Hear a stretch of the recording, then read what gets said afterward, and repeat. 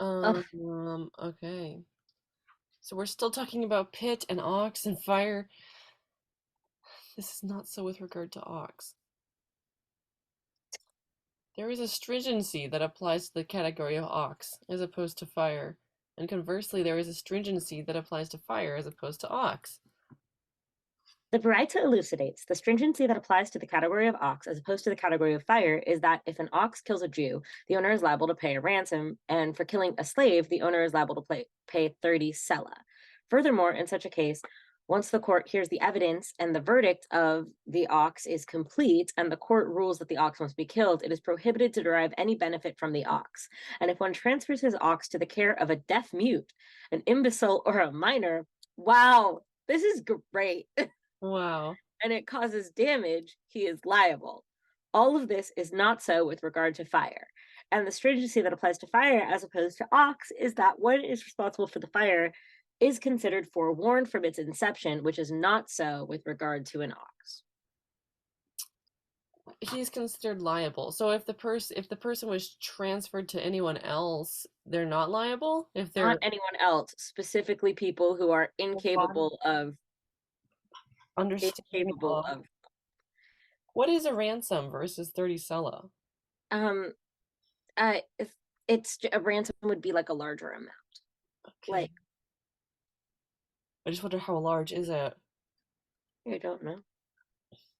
So with ox, you have some warning after you know the animal is dangerous, but with fire, it's always dangerous. Correct. There is a stringency that applies to the category of fire as opposed to the category of pit, and conversely, there is a stringency that applies to pit as opposed to fire. The Baraita elucidates the stringency that applies to the category of pit as opposed to the category of fire is that in its initial formation, i.e., digging, is done in a manner that can result in damage. And if one transfers it to the I don't want to keep saying this to the care Oh, of a deaf mute, an imbecile, or a minor, and it causes damage, one is liable. This is not so with regard to fire. The stringency that applies to fire as opposed to pit is that the typical manner of fire is to proceed and cause damage. And the one responsible for it is considered forewarned with regards to its consuming both something that is fitting for it and something that is not fitting for it, i.e., both flammable and non flammable items. This is not so with regard to pit. how do you transfer a pit to somebody? Unless it's like you dug them You own it, around. and then you're like, this land now belongs to you. Yeah. Well, I guess I mean like that's somewhat nice that they're because they're like differently abled people are even more like at risk, and so they're thinking of them. Like maybe this isn't as like bad as it seems. Yeah, no, I mean, I'm sure that giving like the good faith like argument. Yeah, like Um, stumbling block before the blind person kind of thing. right, exactly. So maybe it's a win for it's just funny how it's written out. Um, the Gemara asks, but let the Baraita also teach the following additional stringency. A stringency that applies to ox as opposed to pit is that if the ox damages vessels, the ox's owner is liable to pay for the vessels, which is not so with regard to pit, which incurs liability for its owner only for damage it causes to people and to animals, but not to vessels. So if something caused your cup, like an earthquake or something, to fall into my pit, that's not my fault. The Gemara explains, in accordance with whose opinion is this Baraita taught? It is taught in accordance with the opinion of Rabbi Yehuda, who deems one liable for also for damage caused to vessels by his pit. So he is going Thanks, okay. Rabbi Yehuda. The Gemara challenges this. If the Baraita is in accordance with Rabbi Yehuda, try to say and explain accordingly the latter clause, which states the stringency that applies to fire as opposed to pit is that the typical manner of a fire is to proceed and cause damage, and one responsible for it considered forewarned with regard to its consuming both something that is fitting for it and something that is not fitting for it. This is not so with regard to pit. The Gemara clarifies something that is not fitting for it? What are these? Pieces of wood. Something that is not fitting for it? What are these? Vessels. And yet the Baraita concludes, this is not so with regard to a pit, which indicates that liability is not incurred for damage done to vessels by one's pit. The Gemara presents the difficulty. If the Baraita is in accordance with the opinion of Rabbi Yehuda, didn't you say that Rabbi Yehuda deems one liable for damage caused to vessels by his pit? That is what they said. Rather, actually, the Baraita is in accordance with the opinion of the rabbis, and the additional stringency mentioned is true, but was not mentioned because of the Tana taught with certain cases and omitted in others. The Gemara asks, what else did he omit that makes it reasonable to assume that he omitted this? As a Tana would never omit just a single case, perforce there must be more. The Gemara explains, he also omitted the case of damage done to a concealed item. Liability is incurred for damage done to a concealed item only when it is caused through a category of damage other than fire. If it is damaged by fire that one lit, he is exempt. If it is damaged by a fire that one you yourself lit it and now you're exempt from the damages it caused? If it liability is or was caused through a category of damage other than fire. So, yeah, a concealed item, you're not liable for damage for a concealed item because you didn't know it was there. Yeah, they did say that before. Yeah. The Gemara suggests another explanation of the Baraita. If you wish, say that actually the Baraita is in accordance with the opinion of Rabbi Yehuda, and explain that the term something that is not fitting for it in the Baraita does not serve to include vessels. With regard to vessels, there is no distinction between fire and pit. Rather, it serves to include a case where a fire scorched another person's plowed field or singed secha, his stones, which are ways of causing damage that cannot be caused by a pit. Interesting. I like that we just change it entirely. Rav Ashi objects to this suggestion.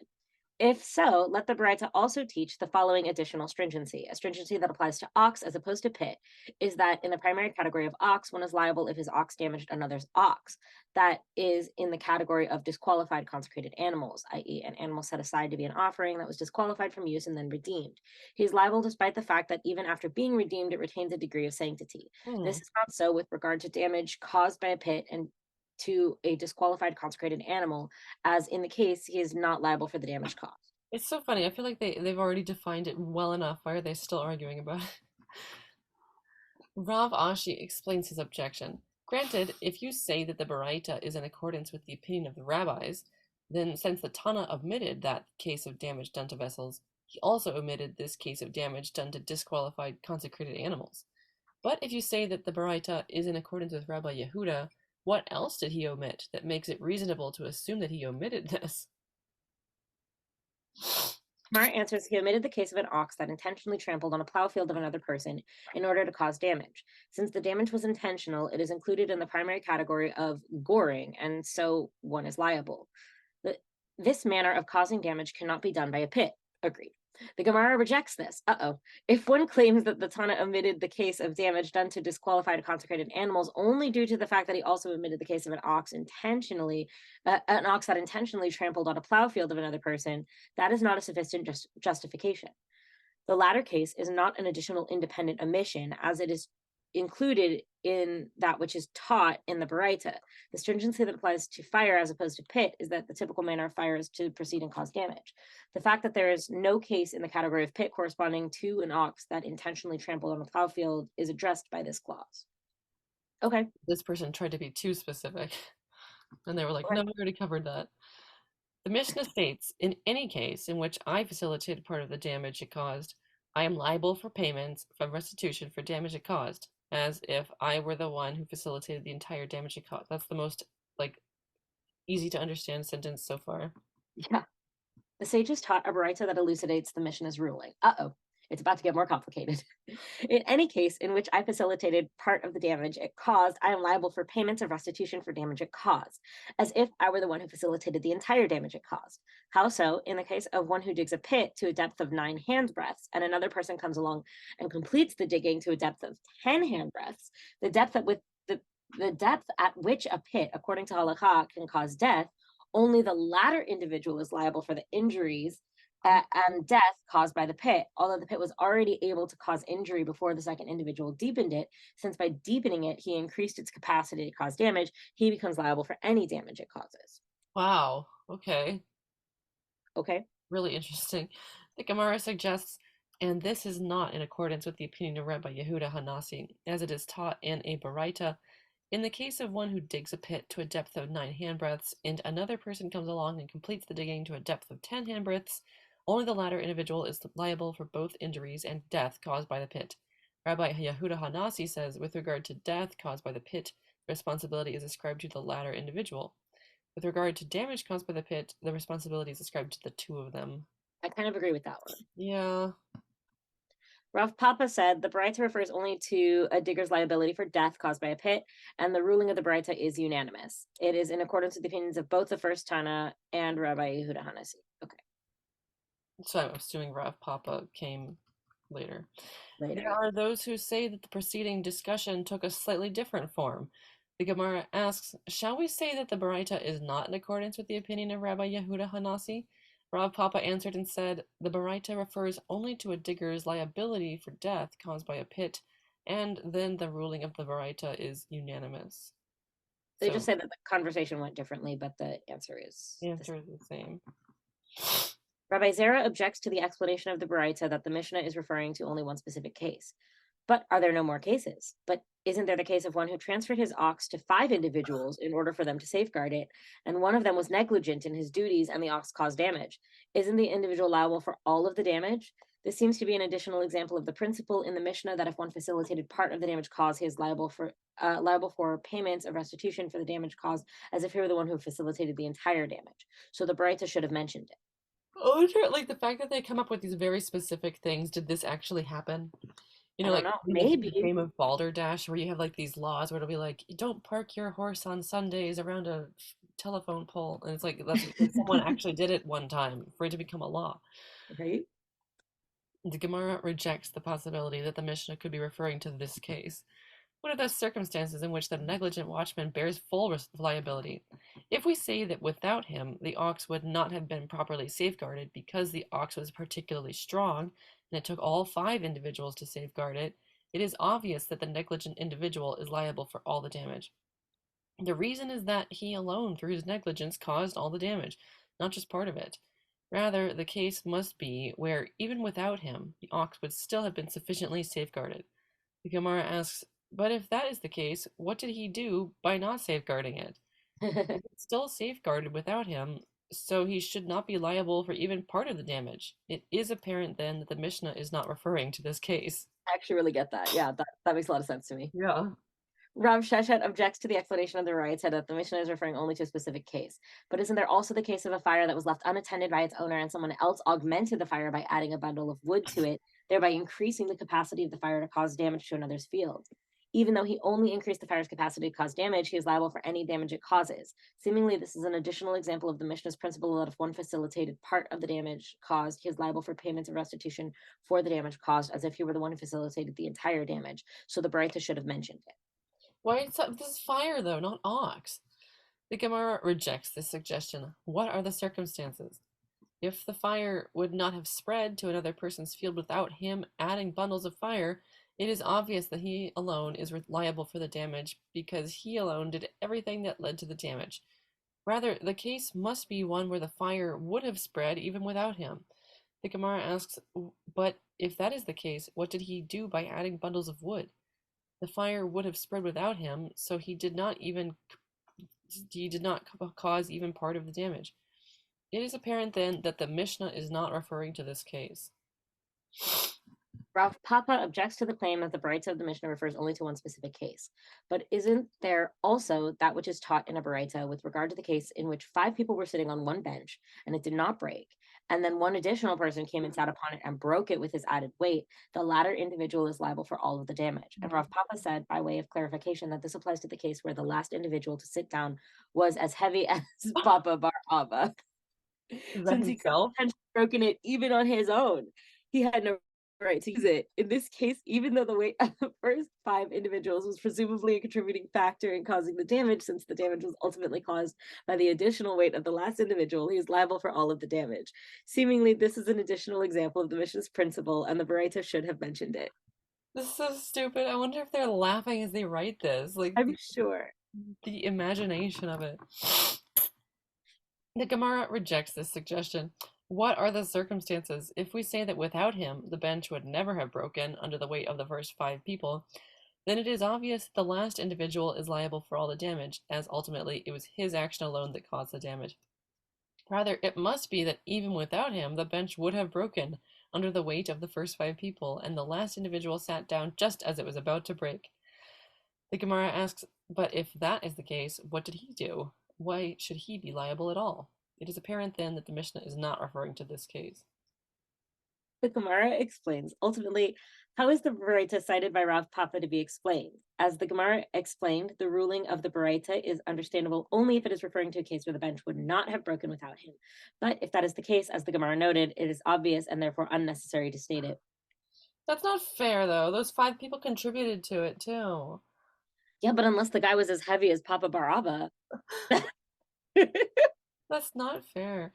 The Gemara explains, no, it is necessary in a case where without him it would have broken in 2 hours, and Oh, it broke in 1 hour.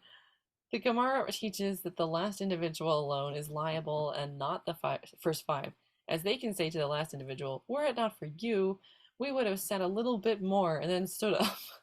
Consequently, the bench would never have broken. Therefore, it was ultimately you who caused the bench to break, and therefore only you are liable. really funny. The Gemara rejects the suggestion because in that situation, the last individual would have had a valid counterclaim. But let him say to them, were it not for you continuing to sit on the bench after I sat down, the bench would not have broken, as under my weight alone, it would not have broken. Accordingly, we would share liability for damaging it. Yeah, you should got up when I got there.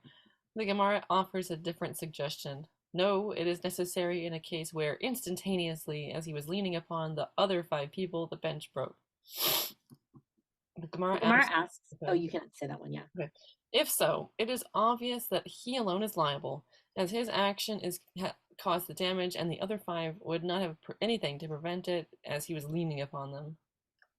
The Gemara explains the ruling is necessary lest you say that when one causes damage with one's direct force, it is not equivalent to a situation where one causes damage with one's body. If he broke the bench by actually sitting down upon it, his action would be considered a direct act of damage completed with his body, and he alone would be liable, even though the other people's weight was a contributing factor. In this case, since he broke the bench by merely leaning upon the others sitting there, it is his force that led to the damage, not his body, and one might have thought that since the weight of the others certainly contributed to the breakage, they should share liability. Therefore, the Baraita teaches us that causing damage with one's direct force is equivalent to causing damage with one's body. And it teaches that the halacha is that anywhere that one would be liable if his body broke something, one is also liable if his force broke something.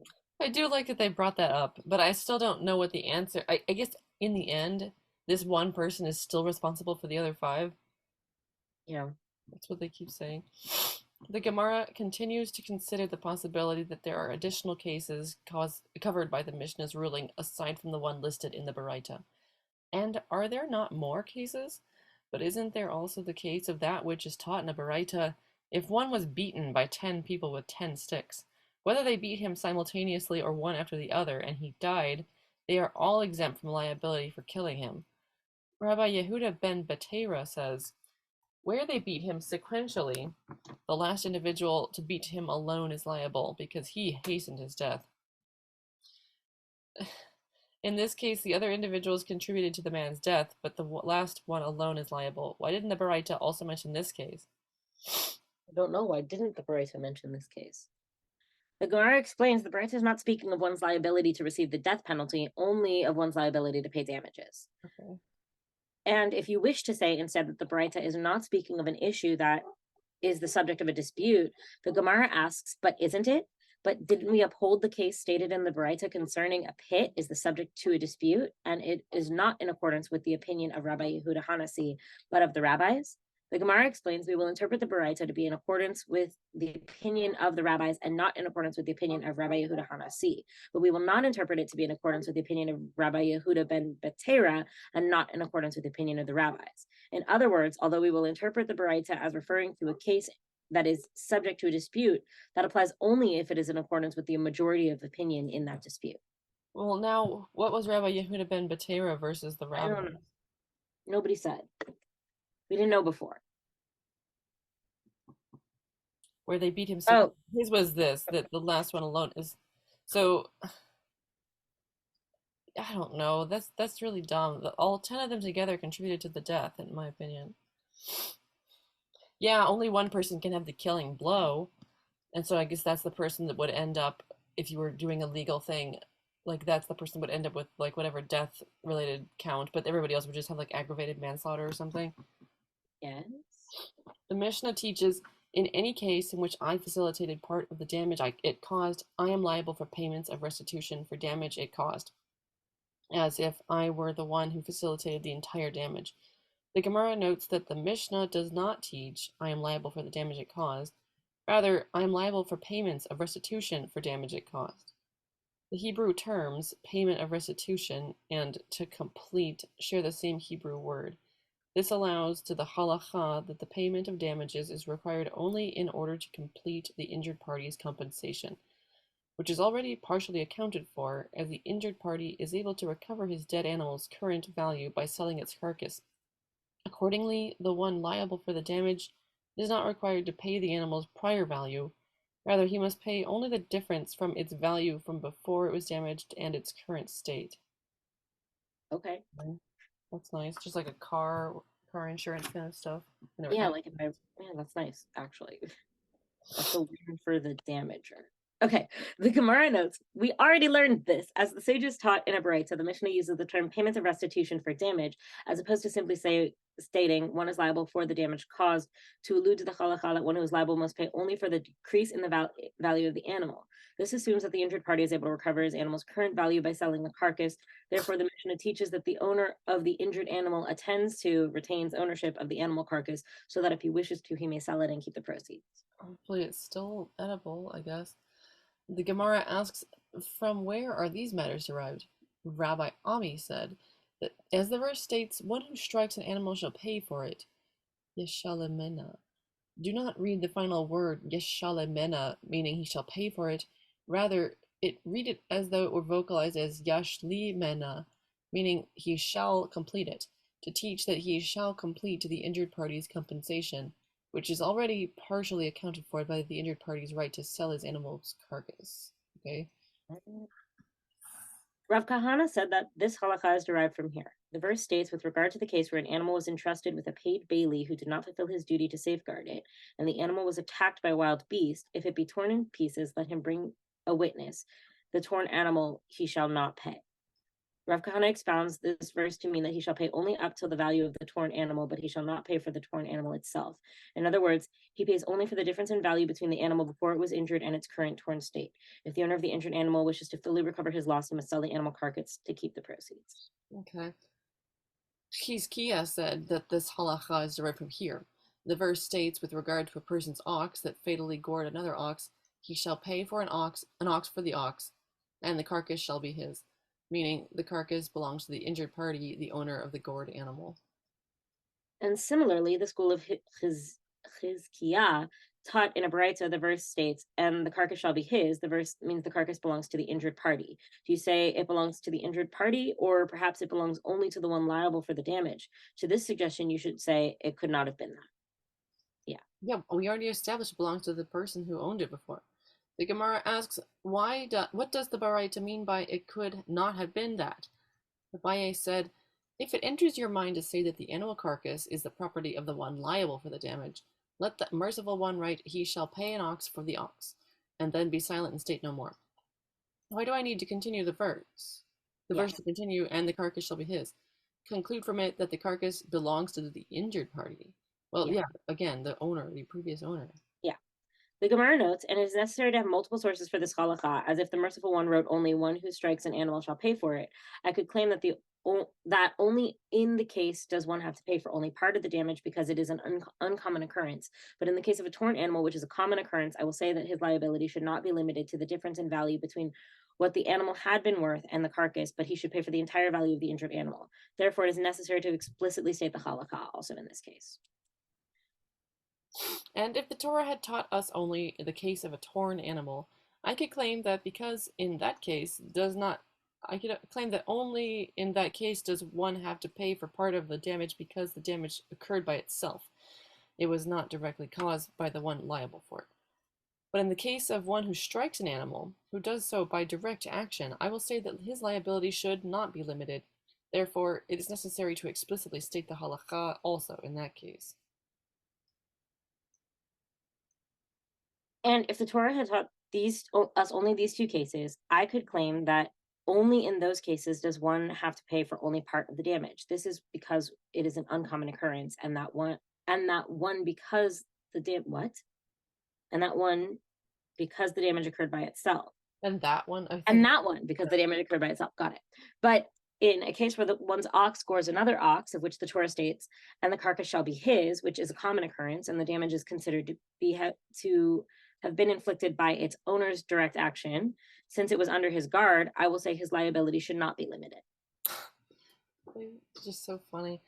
And if the Torah had taught us only the case in this verse, and the carcass shall be his, I could claim that only in that case does one have to pay for only part of the damage, because it is one's property that causes damage. But here, in the case of one who strikes another's animal, where one causes damage with one's own body, I will say his liability should not be limited. Therefore, it is necessary to explicitly state the halacha in each case. Rav Kahana said to Rav, but according to the statement of his Kia, as explained by Abaye, the only reason the injured party retains ownership of the carcass is that the merciful one wrote, and the carcass shall be his. But were not for that, I would say that the carcass is the property of the one liable for the damage. Okay. And like you break it, you buy it. But they say that's not the case. Rav Kahana questions the need for the Torah to teach this. Now, if the one liable for the damage had in his possession the carcasses of several torn animals, he could give the injured party a carcass as payment. As the master said above, the verse states he shall recompense, to include items worth money and even bran, a relatively inferior commodity, as valid items with which to pay restitution. Is it necessary for the Torah to teach them that he can pay restitution with the injured party's, animal carcass? Granting ownership of the carcass to the injured party seems pointless, because even had the Torah granted it to one liable for the damage, he could give it to the injured party as payment. Yeah.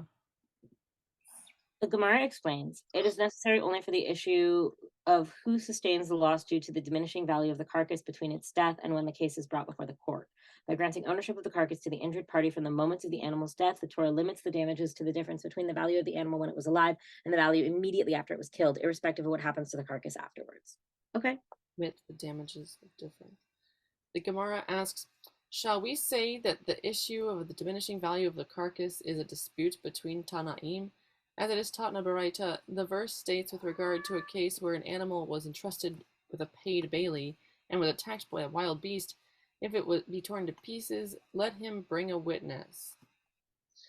All right. We will find out more tomorrow. Good job. Thank you for studying with us. Bye. Bye.